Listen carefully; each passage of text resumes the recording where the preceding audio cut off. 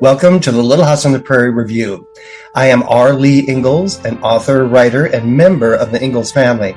I often work on the history of our family, moving past the Laura Ingalls Wilder generation and into current generations.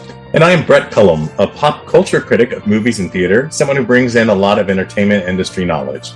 This podcast, we're going to cover the Netflix reboot of The Little House on the Prairie, which is scheduled for release in 2026. We will also look at the books written by Laura Ingalls Wilder, the television show from the 70s, and all things Ingalls family related. Hope you enjoy it. Welcome back. My name is R. Lee Ingalls, and thank you for joining us. I am an author, writer, and I am a direct descendant of the Ingalls family that was the inspiration for Laura Ingalls Wilder's works, Little House on the Prairie, the books, as well as the TV series, the initial TV series. I should also mention there has been a society created. It's called the Society of the Ingalls Family, and I have accepted the position of president, and I'll talk about that a little bit more later.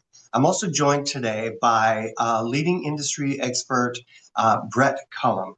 Brett brings a wealth of experience with him when it comes to the entertainment industry, not only in television, but theater and everything entertainment-wise. He is the one to go to, and I've invited him to talk to us today. What we're actually going to talk about is the much anticipated reboot of the Little House on the Prairie series as announced by Netflix. And Brett and I were working on the script for this program. And as we didn't have an announcement on the premiere date. However, between the time we wrote the initial script and now, we do have a announcement. The premiere of the new series will be July 9th, of course, on Netflix. And they sent out a second notice that they have approved and budgeted a second season. So we're going to get at least 2 seasons of this. Brett, what are your thoughts? Well, I think it's exciting that they've already greenlit season 2 without even airing season 1. That speaks volumes to what they're expecting as far as numbers and how popular this is going to be. So July 9th, they will drop 8 episodes, which are completely the entire first season. So it'll be interesting to see. And I think that there's a lot of kind of speculation about what it's going to be like, especially in comparison to that series that was on television with Melissa Gilbert, obviously, and Michael Landon back in the 70s. And I think we're going to be a little bit surprised because I think that they're not exactly angling for that, are they? You know, I don't know. We're hearing a couple of things. My hope is that they maintain the wholesome nature of the original TV series and that they stick to the foundations that Laura had in her books and were there also in the initial TV series, which you've heard me talk about that before: honesty, integrity, and doing the right things when those opportunities are presented. So I'm hoping that they do that. I am getting a sense of that. Yeah, and so as you know, I have posted about this for some time now, and the initial responses that I was getting to it was nobody was looking forward to it. However, I think that has since changed somewhat anyway. And I'm not seeing as much of that anymore. And I think the message of these stories need to be delivered to a new generation is resonating with everyone, just like the stories do. They still resonate with society today. Well, the way that they're positioning this one is they're calling it part hopeful family drama, part epic survival tale, and part origin story of the American West. So the woman that is actually over the entire production, she's the showrunner, Rebecca Sonenshine. She was the showrunner for the Amazon series The Boys, which was a very different tone and material than what this is going to be. Obviously, it was about superheroes and a lot of like kind of satire on America. So for her to go back and do this genesis of America is going to be interesting. But she stated that her main motivation was that as a child, she was a fan of the books. And so there is an idea that they will actually try to take a little bit more from the books, because as we all know, the series kind of had to stay in one location in the 70s because it was easy to do. You built a set, you stayed there for years and years, and With this, they have the opportunity to change every season. They can change locations just like they did in the books, because the conceit of Laura's books originally were that each one is a different location and that they moved frequently. So I think it'll be exciting to see that kind of a progression as well. I think so too. And they could do so much more with it today than they could do back in those days. The technology has moved forward so much. And as you well know, the Ingalls family, we do tend to move around a lot. In fact, my first book, each chapter takes place in a different house. And as a writer, when you have that kind of change, all of the writing that you do, you can imagine the house and space that you're living in. It brings back all those stories. Um, yeah, so there have been several photos that have been released now, and I'm sharing those as we're talking about it. But my understanding is the first season is already completely filmed. It's Yeah, no, and that's pretty typical for production. Usually, what they do is they do primary shooting, finish it, and then there's post production, which includes like digital effects, making sure that the editing's correct, looping any dialogue that needs to be redone that they couldn't get on site. There's a lot of post production work. So typically, what you do is you shoot a series and then spend the next several months really prepping it. And they may actually prep it all the way to July, since they've got this aggressive date now of July 9th, and also oddly enough coinciding with the centennial as well. I mean, the yeah, July 4th. what a surprise that is, and how appropriate. Yeah, it's the 250th anniversary of our nation, and as you know, I've traced my family line back to the Revolutionary War, and there was one of our relatives that fought in the Revolutionary War. So we've been here from the very beginning. It's only appropriate that these stories be told again. And you're right, July is a very interesting month to start this in. Well, we were looking at the cast too. What is your feeling about them? I don't really know that much about them. I have reached out to most of them on their social media platforms, and some of them I have heard back from. Others I have not. However, I will continue to reach out to them. I think the casting is, from what I can tell so far, spot on. The lead character, Charles, is going to be played by Luke Brasi. And I did a comparison between him and a photo of my father, and surprisingly, they look a lot alike. They could be related. So, yeah, I think from that perspective, spot on. I'm really looking forward to see them on the show and how the characteristics that they demonstrate there.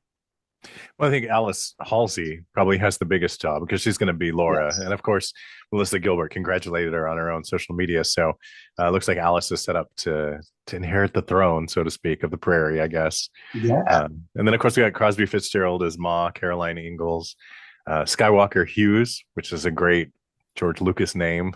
She's going to play Mary Ingalls. We got Jocko Sims as a Dr. George Tan, who I don't remember him from the original series, but we also have Warren Christie as John Edwards, Ren as Sean Wyndham, Gotts as Good Ingalls, Good Eagle. Sorry, I almost said Good Ingalls. It's Good Eagle. And we got Miguel Fairbrother as Mitchell and Alyssa Wapunatak as White Sun. So obviously some casting that indicates the presence of the American Indians. Yeah, there. yeah, and I'm so happy that they were a little bit, well, actually, a lot more socially conscious and cast them as Native Americans or Indigenous people into those roles. So, yeah, I'm very happy to see that. The one character that's missing though is Nellie Olson. Well, that makes sense. She was in the first book. She comes Okay. later, so Yeah. she's probably forthcoming. So that's probably a season 2 or 3 surprise, and I'm sure that'll be the cliffhanger, so to speak, is that we actually get to see her come in the story. Yeah. So my hope is that longtime fans of the show will approach this adaptation with open minds and hearts. It's only fitting that the stories continue and be brought to a new audience as well. And so we're seeing a lot of the articles out there. There was Tara Bitran that published an article on February 20th. Some of the information that we've covered here today came from her article. There were several other articles, which I can put them in the comments of this video for anyone that would like to reach out to those. Um, let's see. Well, okay. And before we close, let's talk a little bit about the society. So, Laura Ingalls Wilder captured the stories of an average American family living through extraordinary times in our nation. And one of the reasons, again, I go back to that these stories continue to resonate with people is because most of us can see ourselves in that family. We are the average American people. So, and I think the stories are important. They should continue to be told. The society was set up so that we can continue to capture those stories. I have said very, very often, for those people that are lucky enough to have lived as long as I have, when you look back over your life, you realize that you have lived through some extraordinary times of your own. And some of those events that took place nationally and internationally actually have had an impact on our lives. And what that impact was during the time that we lived, it's important to capture that. And that's what the society hopes to do initially, is start to collect the memorabilia, archive it in such a way that it can be shared with those people that want it. And there are many organizations that make themselves exclusive, and we have tried not to do that. We want to open it up to everyone because we all have interesting stories to tell. So yes, it's going to be focused on the Ingalls family, mostly because I have a huge collection of memorabilia from my family that goes back to the 1800s. So it's important to keep that, and as I said, archive it, digitize it so that it can be shared with everyone. There are other families that have the same situation. Those stories and the memorabilia should be collected and stored as well.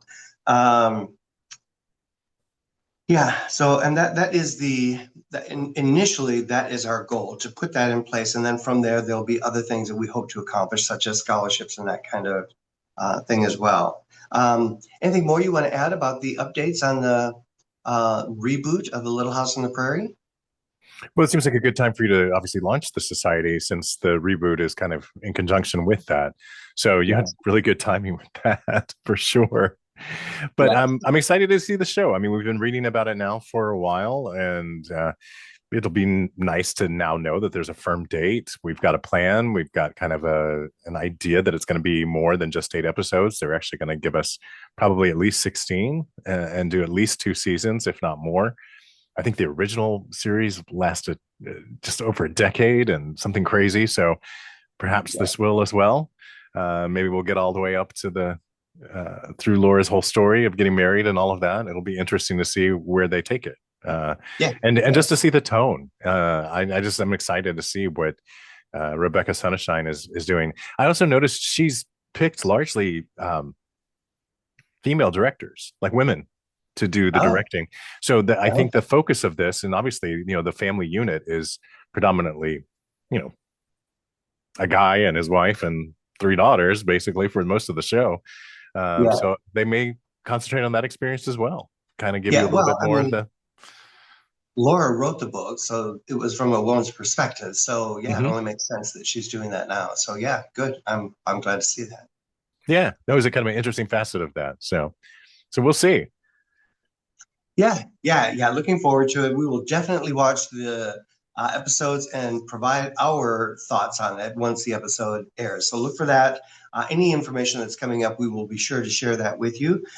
Thank you for joining us today. Again, we will update or provide updates as they emerge. I'm Arlie Ingalls. And I'm Brett Cullum. Thanks again.